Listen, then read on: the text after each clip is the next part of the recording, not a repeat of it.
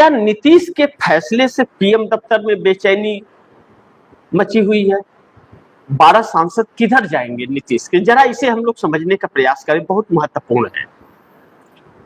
नीतीश और नायडू के इस भाव को समझे जो बहुत कुछ तस्वीरें दिखा रहा है। समझिए आप दर्शक ध्यान से।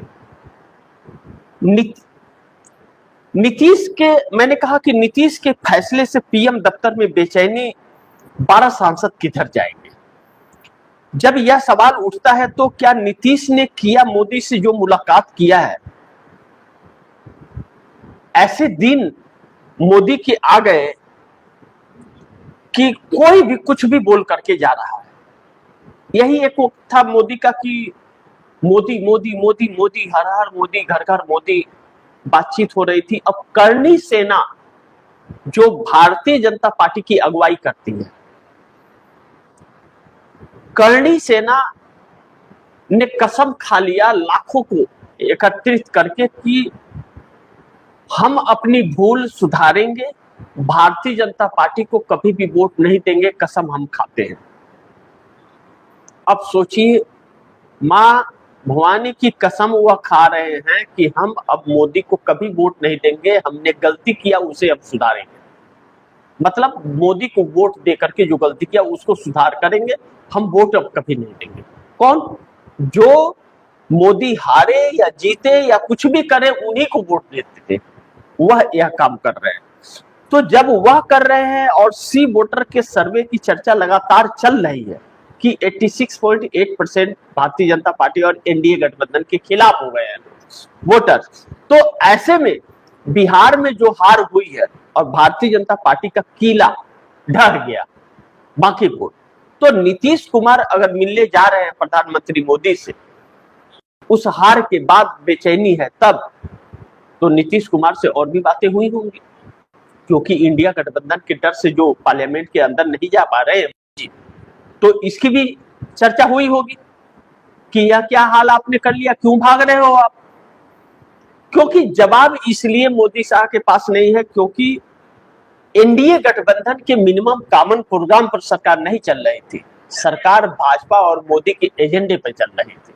तो अब यह, एक तो नीतीश कुमार को सीएम की कुर्सी से हटा दिया गया, और हटा देने के बाद नीतीश कुमार के चेहरे तो जैसे मुरझा गए हैं, ऐसे कि गुल्लर का फूल निकलने के बाद गुल्लर जैसे मुरझा जाता है वैसे मुरझा गए। कहाँ कह रहे थे कि सीएम कोई भी हो, बिहार हम ही चलाएंगे, हम बिहार ही कहीं नहीं जाएंगे। अब लग रहा है कि बिहार उनको भेज रहा है कि चलो भैया अब तो बहुत हो गया, 20 साल तुम पगाए हो हमको, अब रहने, अब पकस दो। न तो नीतीश कुमार के विधायक का पता, न तो सांसद का पता, सब भागे पर आए रहे हैं। और भारतीय जनता पार्टी के नाम पर वोट मिलेगा नहीं भारतीय जनता पार्टी के साथ रख के, जब भाजपा अपने कैंडिडेट को नहीं जिता पा रही है, वो भी राष्ट्रीय अध्यक्ष के सीट को, तो फिर किसी और को क्या खाक से जिताएगी? और मोदी खुद की कुर्सी नहीं बचा रहे हैं तो दूसरे की कुर्सी क्या खाक बचाएंगे? जब इंडिया गठबंधन का सामना नहीं कर पा रहे तो काहे का 56 इंच, वह तो सिकुड़ गया वैसे ही छात्रों के आंदोलन को देख करके। तो ऐसे में नीतीश कुमार की मुलाकात प्रधानमंत्री मोदी को अब कही जा रही है कि जिस तरह पार्टी में खरमंडल मचा हुआ है नीतीश कुमार के, उस तरह से अब नीतीश कुमार अब आखिरी अल्टीमेटम दे रहे हैं मोदी को, जिसको लेकर के पीएम दफ्तर के अंदर बेचैनी हुई है। क्योंकि नीतीश के फैसले से यह तय होगा कि 12 सांसद नीतीश कुमार के किधर जाएंगे, क्योंकि पार्टी एक झटके में टूट जाएगी अगर फैसला नीतीश कुमार ने नहीं लिया। तो नीतीश कुमार की पार्टी बिखरने की कगार पर आ गई है, तो इसलिए बेचैनी उनको है, तो वह भी मोदी को बेचैन कर रहे हैं। अब इन सब परिस्थितियों के बीच ललन सिंह और संजय झा का कोई भी टिप्पणी और कोई भी लेख इनका नहीं, बयान नहीं आ रहा है।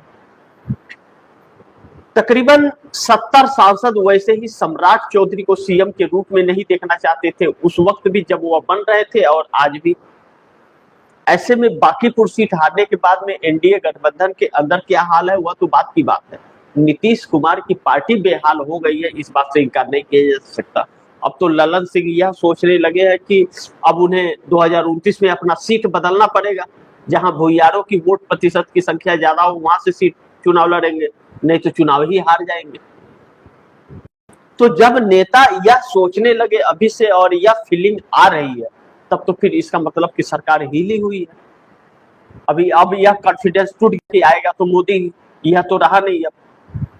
अब तो यह रहा कि जाएगा मोदी, जाना तो मोदी को ही है, अब कोई दूसरा आएगा तो 100% विदाई भी तय हो रही है इससे मोदी की। लेकिन दूसरा बड़ी महत्वपूर्ण बिंदु यह है कि पार्टी में कुछ दिन पहले तक टूट की खबरें निकल रही थी, एक बगावत हुआ था नीतीश कुमार की पार्टी में।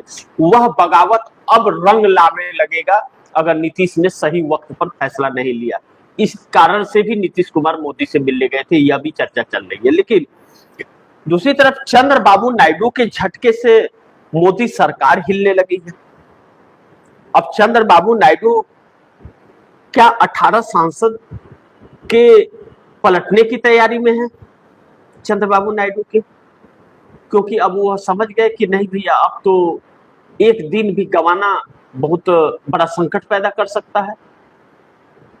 अब चंद्रबाबू नायडू इसको लेकर के पार्टी के अंदर मंथन कर रहे हैं, इस तरह से कुछ पत्रकारों का कहना है, जो लोकल के आंध्र के पत्रकार हैं।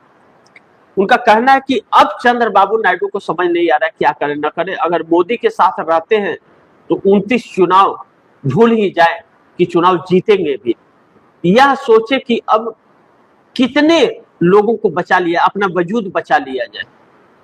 और अगर ऐसा हुआ तो चंद्रबाबू नायडू बहुत बड़ी समस्या में आ जाएंगे।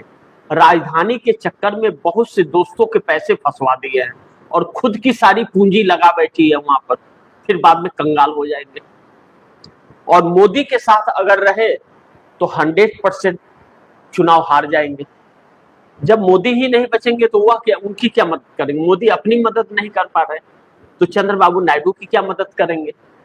इस तरह की चर्चा चल रही है। तो कोई भी एनडीए गठबंधन का नेता मोदी को बचाव में नहीं आ रहा है और चंद्रबाबू नायडू की तरफ से एक बड़े झटके की बात कही जा रही है कि चंद्रबाबू नायडू ऐसा झटका देंगे कि मोदी सरकार हिलने लगेगी और 18 सांसद पलट जाएंगे एक झटके में।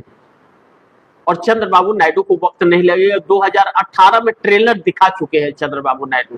फर्क इतना है कि उस वक्त नरेंद्र मोदी की सरकार बहुमत की थी और आज अल्पमत की है, तो उस वक्त के झटके से उतना फर्क नहीं पड़ा, लेकिन इस बार के झटके से तो सरकार गिर जाएगी। और इसी बीच बड़ी महत्वपूर्ण है कि टीएमसी के जो सांसद आए हुए थे वह बहुत अब गुस्से में चल रहे हैं।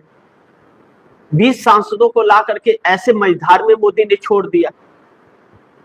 वह बाहर, संसद के बाहर एनसीपीआई के कहे जाते हैं और संसद के अंदर टीएमसी के उनको मान्यता तक ओम बिरला नहीं दे रहे हैं, क्योंकि ओम बिरला के पास वह प्रूफ नहीं है कि जिसकी वजह से वह एनसीपीआई बता सके। और एनसीपीआई ने तो चुनाव ही नहीं लड़ा था। तो जिस पार्टी ने 2024 लोकसभा चुनाव ही नहीं लड़ा और जिसका कोई प्रतिनिधि तो नहीं है, दूसरे दल से आए हुए बागी को कैसे उस पार्टी के तहत मान्यता दे देंगे? अभी तो अमित शाह पार्लियामेंट में नहीं आ रहा है तो इंडिया गठबंधन ये हाल करके रखा है, अब मान्यता दे देंगे तो क्या हाल कर देगा? तब तो स्पीकर ओम बिरला को चहेट लेंगे, वह भागते पड़ाएंगे। तो एक ऐसे मोड़ पर राजनीति आकर के खड़ी हो गई है। मोदी के हाथ से जो और अमित शाह का जो कंट्रोल हुआ करता था ना, जिस इंच और चारक के कहे जाते थे या लोग, इन लोग की चारक की गिरी और 56 इंच सब कुछ गायब हो गया। इसे ही कहते हैं कि वक्त बुरा होता है तो ऊंट पे बैठे व्यक्ति को कुत्ता काट लेता है। इस वक्त इन लोगों के सरकार का यही हाल है। कोई भी किधर से आ रहा है तो बजा के जा रहा है। विपक्ष पार्लियामेंट के अंदर, पार्लियामेंट स्थगित हो जाए तो बाहर बजा रहा है, और जब अंदर जा रहा है तो अंदर बजा रहा है, और अब कह रहा है कि परिसर में हम बजाएंगे, यानी कि परिसर में चहेटेंगे, दौड़ाएंगे। तो एक ऐसी कभी तस्वीर देखने को राजनीति की नहीं मिली जो मिल रही है। लेकिन मोदी और शाह की विदाई तो 100% तय है, होनी ही होनी है। अब इनको या तो फिर जनता दौड़ाए थी, जैसे 20 जुलाई को संसद के गेट तक दौड़ाई थी और पिछले दरवाजे से भागे थे। तो ऐसी नौबत ना आए, इसके लिए सरकार अब तेवर में थोड़ी सी कमी करे। अब तो जनता कह रही है कि रस्सी जल गया है, ऐंठ गया है, फूंक मार के उस धूल को उड़ाने का काम करेंगे। तो फूंक मारो तो राख जो है वो उड़ जाती है। तो उसी तरह जब जनता दौड़ाएगी तो इस्तीफा देकर के भाग खड़े होंगे।